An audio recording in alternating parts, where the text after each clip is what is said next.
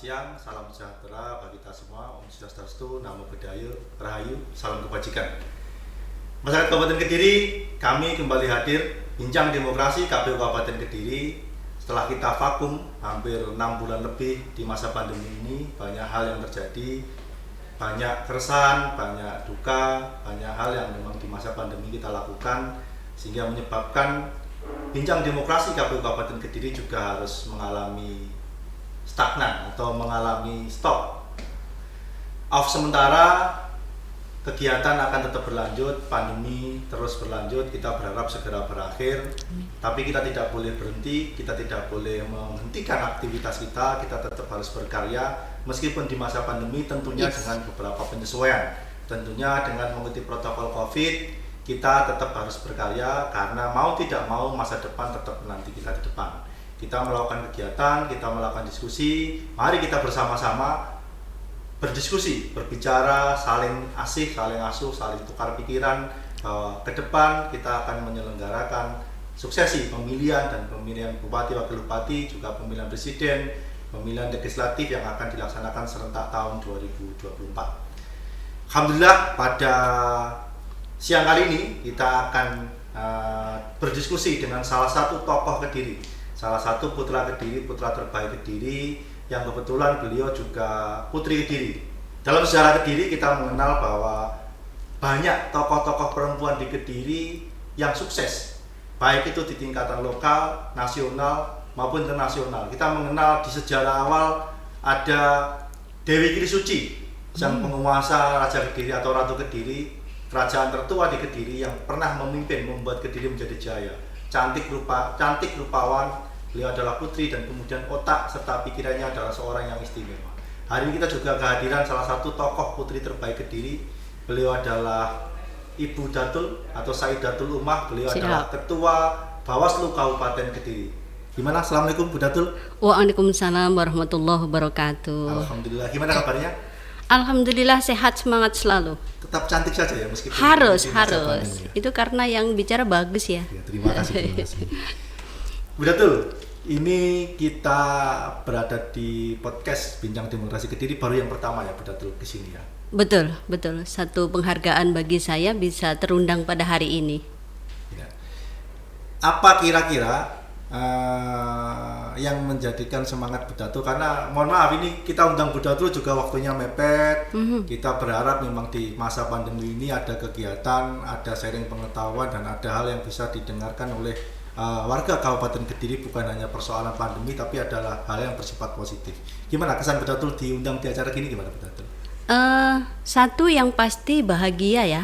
Bahagia. Yang kedua ini satu penghormatan bagi saya karena melalui podcast ini saya secara pribadi ataupun secara kelembagaan nanti bisa menyampaikan pesan-pesan kepada masyarakat Kediri. Bahagia itu bagian dari imun ya? Bagian dari imun ya? Nah ini yang harus selalu kita kedepankan karena dengan imun maka yang namanya COVID, namanya pandemi itu akan nyingkir dari kita. Itu Mas Nanan. Oke. Jadi warga Kabupaten Kediri salah satu pesannya adalah bahagia dari imun. Bu Datul menyatakan bahwa kalau ingin sehat salah satu resepnya adalah harus bahagia. Ya. Kalau kita lihat beliau, nah ini kita sekarang berbincang tentang profil beliau. Sebenarnya siapa tuh Bu Datul itu? Nah, kalau dilihat dari wajahnya saja, itu kan kelihatan seumuran dengan saya ya, seumuran dengan saya. Saya bingung ini yang kelihatan tua saya atau Bu Datul kelihatan muda ini kayaknya ya. Atau memang kita sama-sama muda lah, kita sama-sama muda lah. Mungkin raganya terlihat tua ya, tapi semangatnya harus tetap muda. Apalagi bersama yang muda-muda itu insya Allah luar biasa pokoknya. Alhamdulillah. Begitu Mas Nanan. Bu Datul, kalau saya tracing ya, saya mencari informasi, mencari berita bahwa Bu Datul itu tidak ujuk-ujuk mabut untuk jadi Bawaslu kan.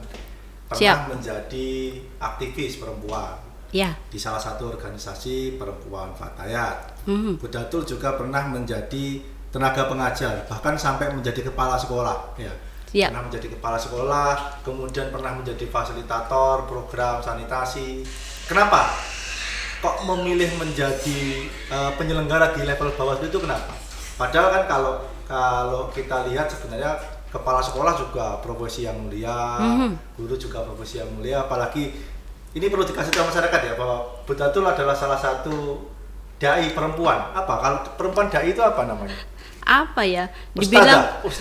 Dibilang ustadzah juga belum maksimal memberikan uswah. Oh, gitu ya. Dibilang mubalighah pun juga belum maksimal. Dan mubalighah, beliau adalah mubalighah. Jadi beliau adalah salah satu mubalighah. Beliau juga santri atau tamatan pondok pesantren dan juga alumni IAIN Tulungagung. Siap, IAIN Tulungagung ya. Betul. Stain Tulungagung dulu ya. Dulu Stain, masuknya IAIN terus keluarnya jadi Stain. Apa Bu Datul? Kenapa kok bisa memilih menjadi Bawaslu itu dibandingkan posisi lain? Atau ada motivasi lain? Sebenarnya kalau di penyelenggara itu bukan BIM salah BIM, betul Mas Nanang. Cuman memang kembali kepada jiwa ya. Jiwa aktivis itu dominan pada saat saya masih pernah muda dulu. Meskipun sekarang katanya tadi masih nampak muda ya. Masih muda kok, masih muda ya, masih muda. Saya masih ingat, jadi pada saat itu pertama kali diberlakukannya undang-undang keberpihakan kepada perempuan di tahun 2004 ya, di mana keterwakilan perempuan baik itu di penyelenggara ataupun di partai politik di dalam proses pemilihan. Nah, itu harus ada 30% porsi bagi perempuan. Nah, itu awal keberuntungan saya usai lulus dari IAIN bisa masuk di situ. Saya masih ingat banget pada saat itu proses rekrutmen PPK. Oh gitu, pernah menjadi PPK, juga menjadi Panwascam ya? Iya betul, bahwa pada saat itu saya masih ingat di Kecamatan Grogol, Kabupaten Kediri, di satu kecamatan itu hanya Kecamatan Grogol yang ada 2 perempuan. Oh, istimewa. Dan saya pada saat itu salah satu komisioner termuda dari unsur perempuan. Itu sesuatu banget. Jadi PPK di Kecamatan Grogol. Betul, tahun betul. 2003. Iya. Nah, dari situ kalau sampai dengan perjalanannya semakin ke sini, saya pikir itu adalah naluri. Bagaimana naluri kita sebagai warga negara, ternyata di situ kita nyadar bahwa ternyata peran perempuan itu sangat dibutuhkan, utamanya untuk hal-hal bagaimana kita berkiprah di ranah publik, di masyarakat. Oh ternyata saya dibutuhkan oleh masyarakat Ngerogol, misalkan seperti itu. Nah, pada saat itu bismillah aja. Ternyata saya bisa. Bukan berdasarkan mimpi atau berdasarkan apa itu namanya, kita apa itu namanya? Bukan mimpi. Wangsit, bukan karena wangsit ini ya? Oh tidak. Kita bicara yang rasional aja Mas Nanang. Iya, siap. Nanti kalau bicara gitu dibalik layar aja. Apalagi Bu, selain karena terlibat di awal, kemudian kan sempat menjadi kepala madrasah ya sebelum di Bawaslu ini.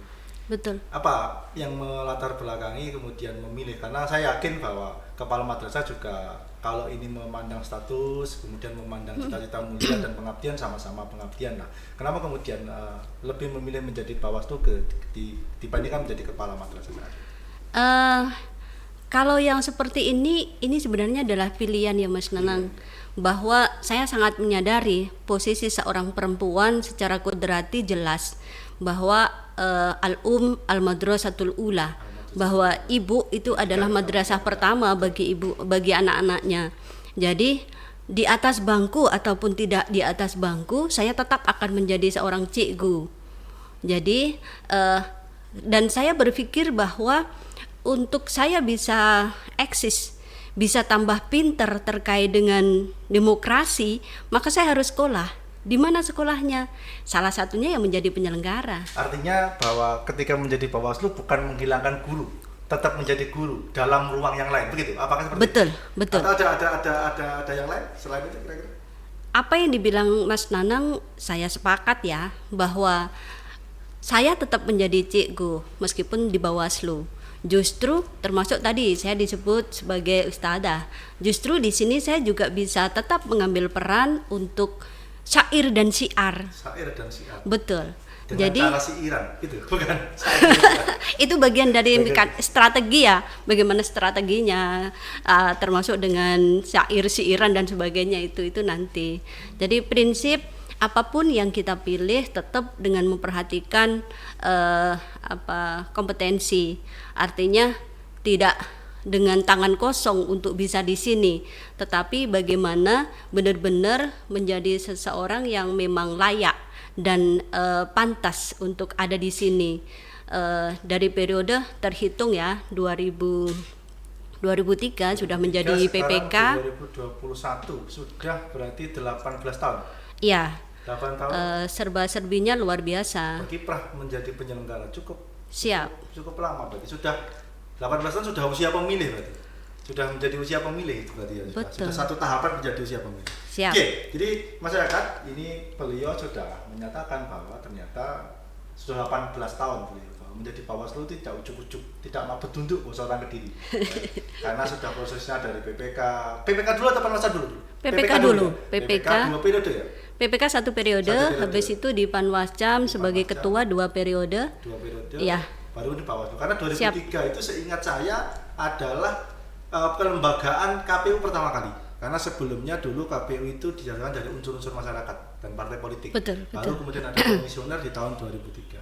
Oke, ini sejarah tentang beliau menjadi penyelenggara. Nah, ada hal yang menarik lagi di dalam diri beliau itu sebenarnya. Karena kalau kita melihat dari keluarga beliau sudah memiliki 3 orang anak, betul? 3 orang anak, betul. Dan sama-sama aktivis. Kalau saya mengenal beliau itu sebenarnya saya juga manggilnya beliau harusnya Bunyai. Karena apa? Karena suami beliau adalah seorang aktivis juga. Salah satu ketua majelis wakil cabang di Nahdlatul Ulama di Kecamatan Grogol.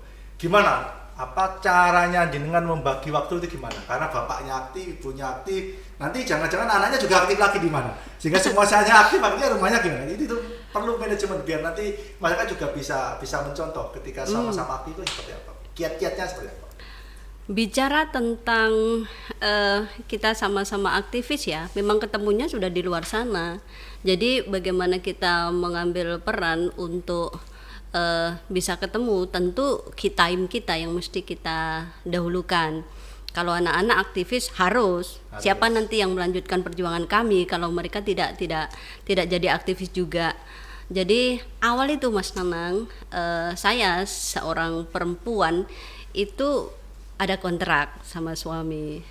Ketika sudah menikah. Seperti perjanjian pranikah gitu? Bukan? Betul, cuman tidak tertulis bahwa saya ingin 25% diri saya nanti tetap seorang datul yang bisa beraktivitas untuk 25%. Yes, 25%. Meskipun suami tidak mengiyakan tapi diam. Saya pikir ini satu kesepakatan. Ya, begitu. Diam itu mengiyakan gitu. Ya. Semoga tidak itu dalam artian sebenarnya tidak berani menolak karena jenengan itu ya. Nyatanya tetap kan sudah meskipun jarang-jarang ketemu, tapi kan begitu ketemu langsung berhasil 3 lah jadi ya. Insya Allah itu support selalu pasti ya, karena bagi saya ridho suami ini adalah segalanya. Yang menghantarkan saya sampai dengan posisi saat ini itu karena ridho beliau, doa beliau. Kalau ada istilah di balik laki-laki yang susah ada perempuan yang hebat, kalau Ibu Datul berarti di balik kesusahan Ibu Datul ada laki-laki yang hebat di belakang begitu. Kita diciptakan itu berpasangan ya, saling silang, laki perempuan sama. Ketika panjenengan menganggap di balik seorang laki-laki yang sukses ada perempuan, demikian juga sebaliknya. Karena kita memang diciptakan untuk saling melengkapi, saling menguatkan, saling memampukan. Yes. Amin. Insya Allah. Kalau jarang-jarang ketemunya di mana itu? Atau Ketemunya ada waktu-waktu tertentu memang yang disepakati bersama keluarga gitu? Yang pasti ketemu tetap ya, apalagi sekarang itu dunia kita kan tidak hanya dunia dan akhirat. Sekarang kan ada dunia maya ya. Setiap saat kita bisa di situ dunia ketemu. Maya itu bukan dunia Mbak Maya ya? Bukan. Sekarang kan ada yang namanya dunia maya di mana kita ya, bahasanya seperti itu. Kita bisa tetap berkomunikasi, saya berkoordinasi, menyampaikan berkeluh kesah itu kan sesuatu banget bagi kami perempuan. Oke. Jadi ada hal yang menarik ternyata. Meskipun sama-sama aktivis, semua tetap bisa berjalan, semua tetap bisa landing, bahwa pembagian waktu, kesepahaman, kontrak, saling memahami itu menjadi kunci. Itu betul. Ya, alhamdulillah saya melihat salah satu uswah, salah satu contoh bagi warga Kabupaten Kediri adalah contoh beliau dan keluarga. Oke, kita break dulu. Warga masyarakat Kediri, kita akan lanjutkan pada diskusi yang akan lebih menarik lagi nanti pada masuk pada tahapan bincang kita tentang menakar pelaksanaan pemilihan langsung 2024, pemilu dan pemilihan langsung 2024 bersama beliau Ibu Saidatul Umah, Ketua Bawaslu Kabupaten Kediri. Siap.